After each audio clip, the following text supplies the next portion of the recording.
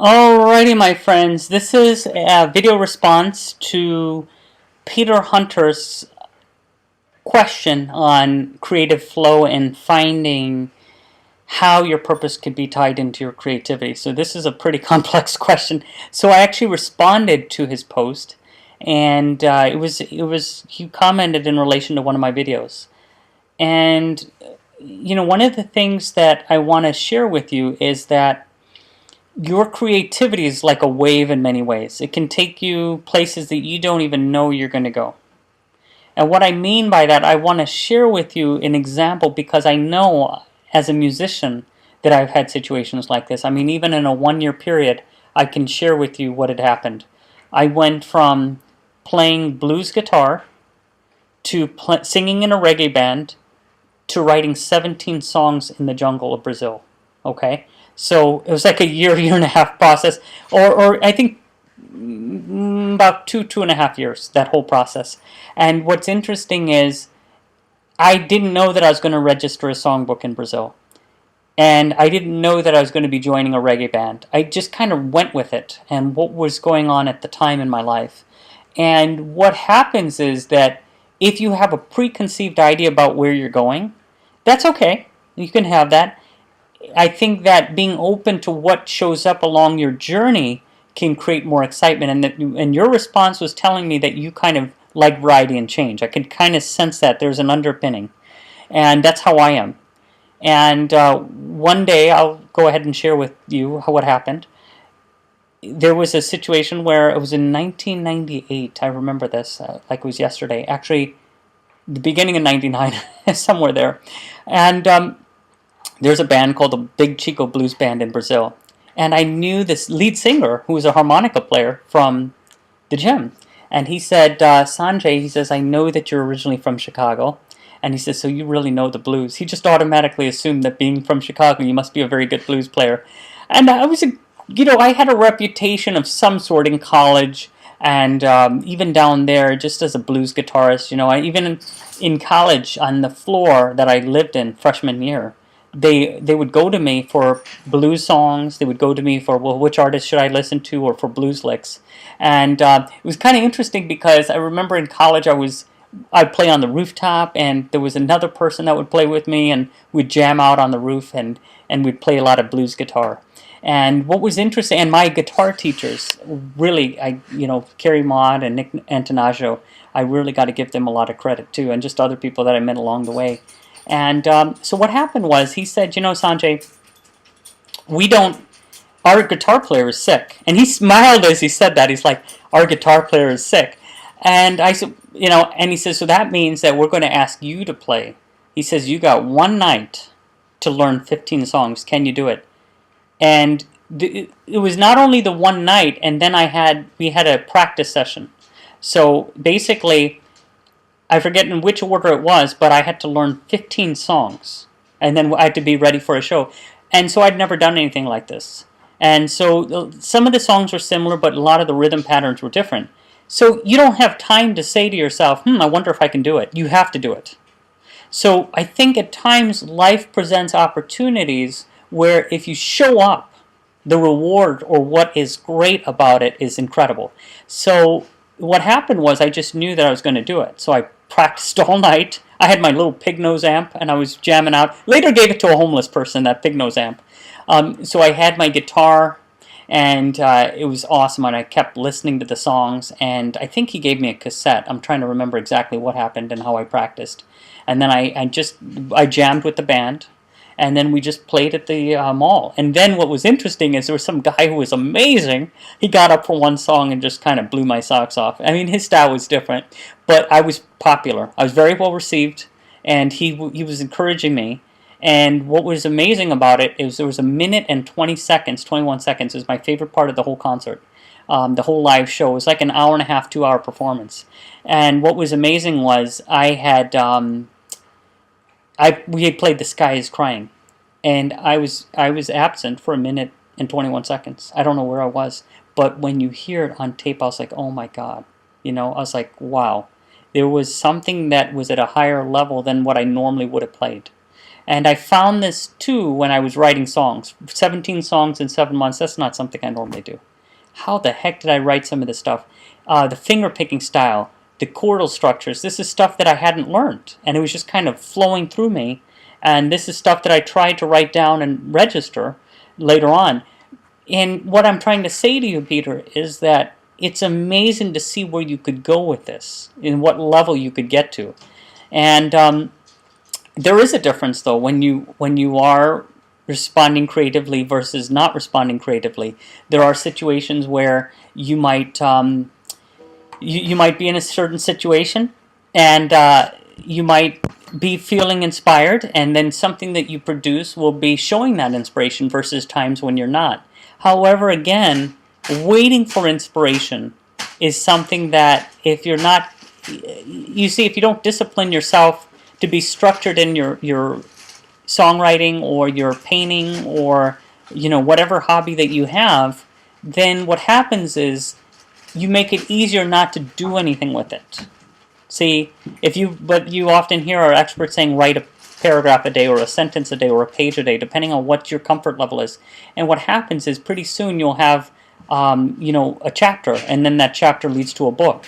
And so it's also like that, finding a way. You hear people say, well, I want to only do something when I'm inspired, or I want to only do something when I don't feel inspired, and then I want to create a structure around it, and then I just want it, regardless of whether or not I do, I'm still doing something with it. You have that approach too. And what's interesting is Elton John said, I think for your song, he said he took like 10 minutes. I think for Can You Feel the Love Tonight, it was something similar. He said when he felt inspired, or a lot of musicians will tell you, like Eric Clapton tells you, like a lot of his songs, just on the fly. Something happens, or, I was just watching an interview with Mick Jagger, and he said, that for the title of Voodoo Lounge, he heard it while they were in the Caribbean, and his bandmates asked him, can you pick a title? And that the Voodoo Lounge kind of worked at the time, and he kind of drew inspiration from what was going on in your current circumstances. And that's very important too, because if you look at something and then you revisit it, the creative angle is going to be different. You're going to have a different mindset. You might have a different mindset at 19 than you would at 35. You're going to have a different mindset. Your thinking has changed along the way. How you're going to approach something is going to be different. And I think it's something to think about. I mean, even if you look at like songwriting, I was more into, just to give you another example, I was more into writing the songs. I didn't really worry about the aesthetics of the guitar. Didn't care as much. And now my creative project is such that I'm working to get onto Brazilian television. So there's 5 songs that I'm producing a demo for, and those are the same songs. Some of these songs are from the songs that I've originally written 13 years ago. Can you believe it? So I'm revisiting these songs, but now with the creative lens. I'm looking at everything from the way the guitar looks, from the way that I'm dressed. And so I'm already going over in my mind, tying each of these songs, whereas originally I didn't. Each song is going to have a guitar. So there's a different guitar. And this is not a unique kind of thing. There are other musicians that I've even heard doing this. They actually tie in a song to a guitar. They'll write in relation to a guitar. And what I'm doing it is more from an aesthetic standpoint. Okay, this guitar, the aesthetics of it, and then also the sound. So I think that promotes creativity too. And what I mean by that is, that's where I'm at with it. So I'm in the looking at the gear phase, looking at the outfits phase, and when I was in the reggae band, it was kind of funny because I actually, when I was in the reggae band, I had a lot of satin shirts, a lot of glow-in-the-dark stuff. I had some crazy ideas, and it worked on stage. And what was cool was we were on TV, 1.5 million people were watching us. They started recognizing us in Manaus. The gym that I would go to, they would start recognizing us, those of us that worked out, not all of the bandmates did. And I kind of felt like, wow, there's something that's happening here. And there was some magic. And you know what would be interesting too, if I could share this? Do not worry about the comparison. Because one thing I know is this video project that I'm working on, this music video project that I'm working on, where I'm going to go down to Brazil, that's the intention, okay? What's interesting is people have been showing up. This guy from Brazil showed up, all right, through this website that I'm on. It's a really cool couch surfing website, and we basically, it's a community here, and we kind of get together. And he's from Brazil, and he's from the city that I'm going to. And what are the chances? I mean, but that's just on a side note. It's just interesting how you could have these green lights, and I'm just going to move over because the the adapter needs to be plugged in. Okay, so you got to forgive me here. So what are the chances that something like that happens? And what that tells me is that's confirmation from the universe that I'm going the right path. Now here's something else that's cool. And I'm just giving personal examples to show you that you can do something and still find your purpose around it along the way. And I'll explain. So one of the guitars that I'm ordering is an acoustic guitar, okay? And it's not a super pricey guitar or anything like that, yet it's a guitar that is perfect for what I need, and it's going to be part of that television project. And so I looked at the guitar online, and I knew that was the guitar. And this is, you want to know this crazy confirmation. This guitar is endorsed, apparently, by James Blunt. But I looked under his gear, and the guitar wasn't mentioned. And it's not like a super expensive guitar, but he liked it. He mentioned the guitar. And the lady who sold me the guitar online has the same last name as him. Are you ready for that? It's really interesting. What I mean is, her last name is spelled in the same way that his last name is spelled. And his original spelling, because his name changed. So it's kind of interesting. When he became famous, he changed his name slightly. But she had the original spelling, and I said, that's a very rare spelling. Did you know you might be related to him? And that was before I found out that he was the one that endorsed the guitar. So it was kind of like the synchronistic flow. You'll get more and more of this, that if you're in some sort of creative flow, somebody will say something and then you'll read it. I've had situations where I'm listening to something and then, boom, they say something and then I read it. A second later, it's right there in front of me. There's a text that I'm reading, something online that's unrelated to it. And it tells me that, boy, there's this matching process going on. So I think part of being in the creative flow is kind of trusting and surrendering and letting go and understanding that even whether it's structured or unstructured, however you want to do it, am I having fun in the moment with it? Am I feeling passionate? I've also noticed that you might be creative in different areas or wherever your attention is based on the need or needs that are imminent in that moment. What is it that you're looking at in the moment that you need to have addressed? So, and I think another thing that can help you too with this is putting yourself with people that are like-minded, joining groups. I've hit on this before in another video clip, the idea of connecting with people that are going to support you and say, yeah, you can do it. And letting people know how they can support you is also helpful. And again, just understand that it's a multi-part process, that in one phase you might be one place with it, in another part you might be some other place, and then you don't know what you're going to do afterwards. I'll be truthful with you that on TV, there are 2 songs that I want to play. There are really 2, but there are going to be 5 that I have already waiting on iTunes, and they're going to be on YouTube. So what's going to happen is, the idea is, I'll just share with you what the plan is, but how I'm open. I'm going to put 5 songs that are going to be online in 2 places. So I already know this. And they're going to be registered. And just the book is already registered, but the actual songs are going to be registered in the Library of Congress in the United States. And what's going to happen is, then when I do that, when I go on to Brazilian TV, that's the hope, right? I go with this American band, we fly down there, we do the television performances. There's 2 that I want to do, and I check to see that both shows are still on. And then the idea is to get some traffic generated to YouTube and then to iTunes. Now, whatever happens with that, wherever it goes, I don't know. And the thing is, if you don't do it too much on outcome, then, I know this sounds contradictory. What I mean is, as long as I'm doing it, that the outcome is, see, whether or not I get onto the television, that's out of my control. However, I have a very strong sense that I can get on, because it's very unique. It's different. It's unlike anything that's happened before. There was one artist from England that in the 80s that did something similar, but this is very different. And I have already mapped this out. And the thing is, if you know that you're in love with the process of what you're doing, then it doesn't really matter what happens beyond it. If only my family were to watch the YouTube clips, or a couple friends watch the YouTube clips, or one person in Brazil says, "Hey, I love that song," that to me means it. You know, I'm reminded of a coworker that I had that when I worked at Guitar Center, and this coworker is amazing. He's a great musician. He's a great songwriter. And so he did this for a number of years. He had this project, he called it. And he had different formations of the band. He moved to like 3 cities. And he was incredible. He had music videos. And then at a certain point, he's still doing stuff with his music. He's just, it doesn't look like he's putting as much energy into it because he's focused on his family.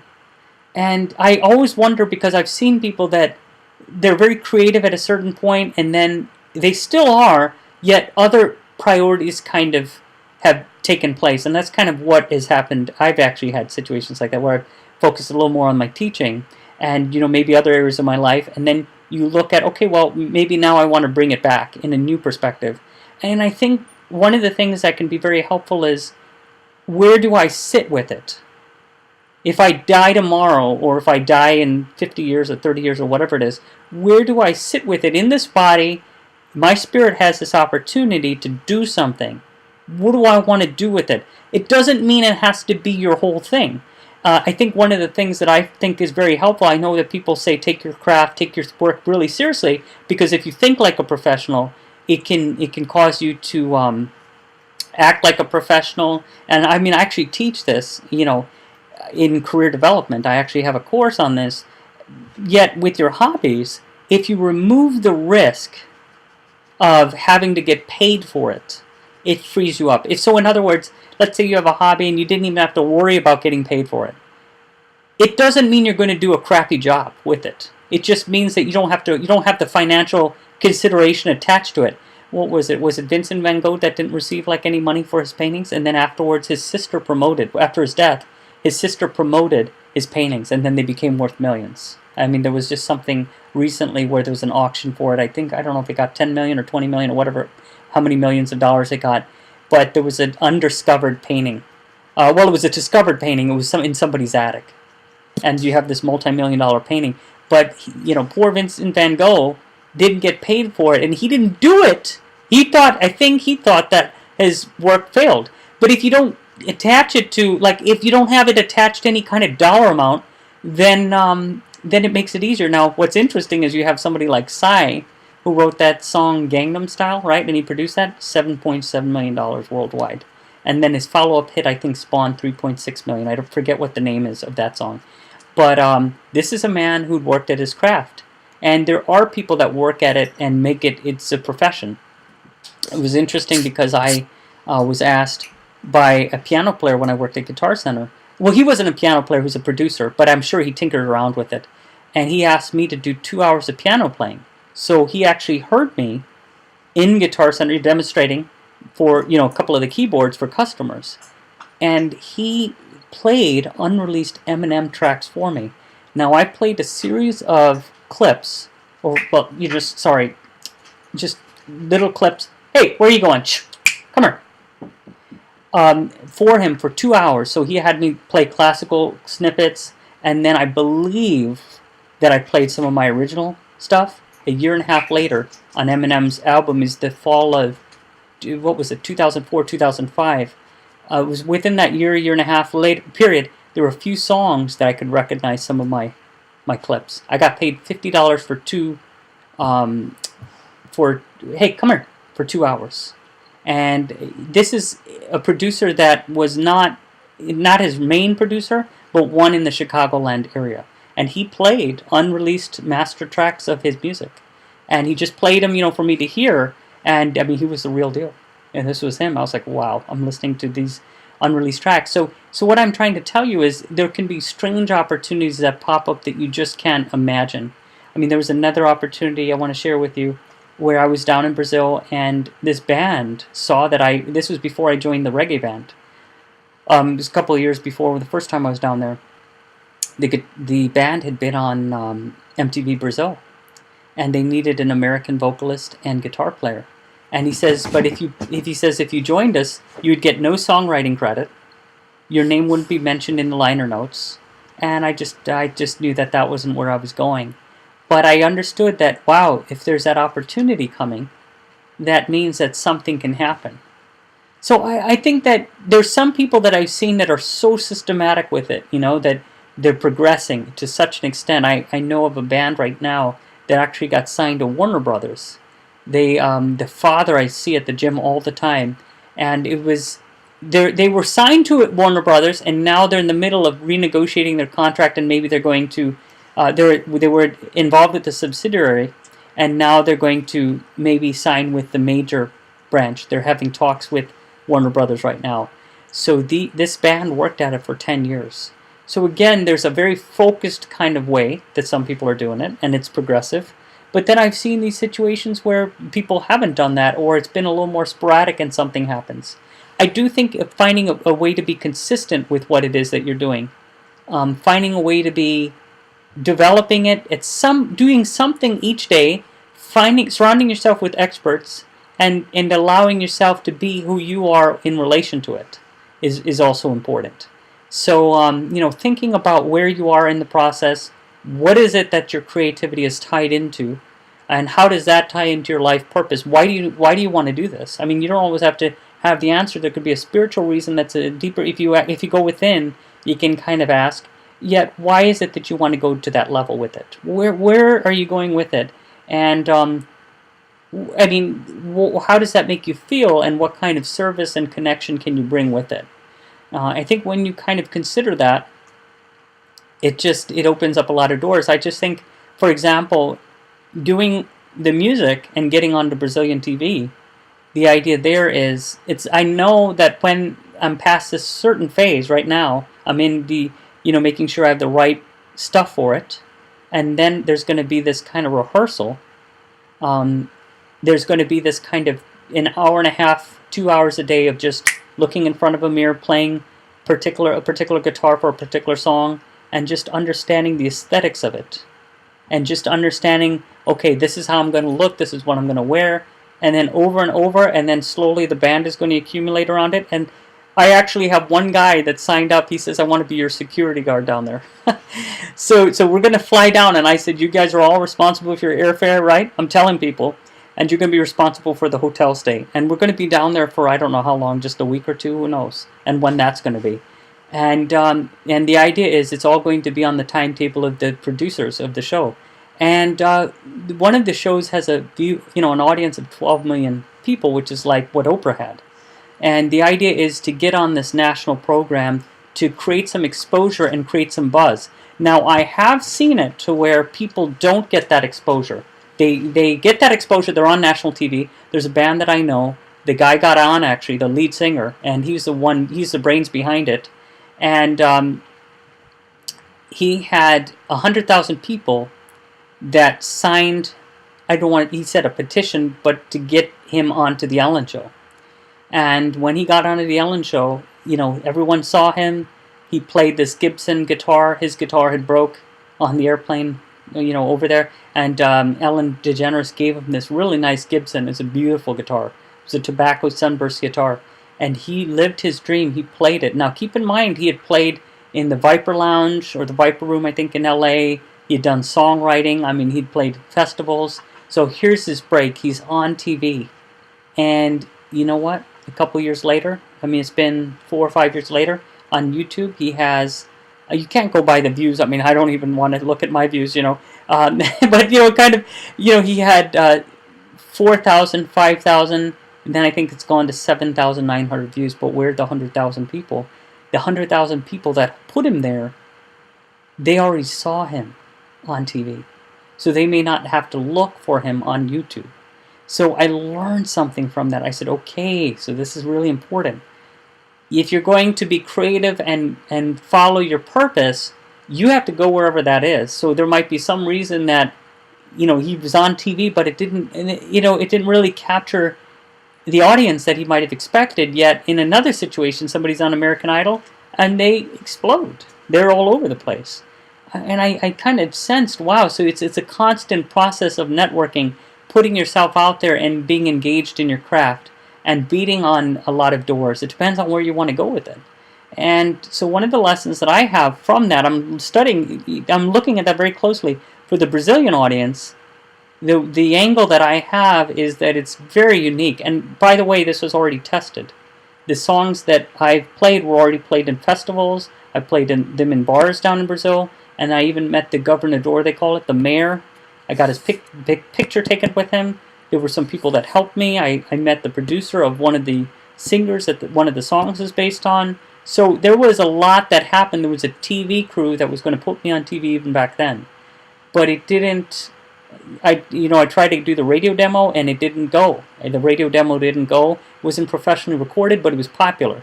So I knew that, okay, I'm getting somewhere with it. It's just not there yet. This time, I'm taking all these lessons in the past 13 years. Okay, all these lessons, and we have YouTube now. We didn't have YouTube before.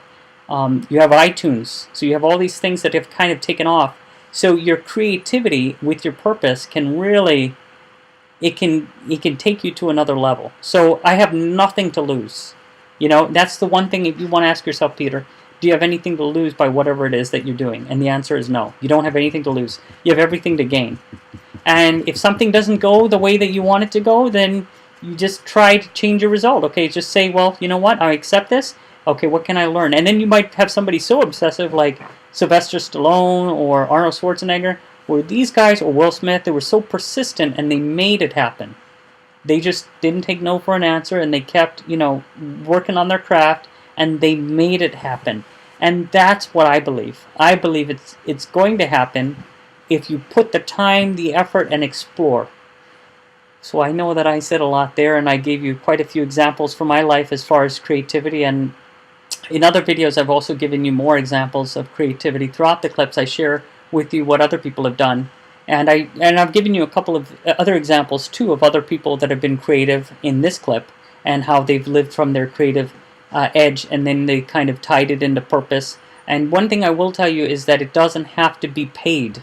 I think once you don't worry about the money and still kind of find a way to develop the professional angle of it, then you bring the money from somewhere else, and that's funding your hobby. Then the stress is gone from that. And a lot of writers talk about this too. So this is not totally original.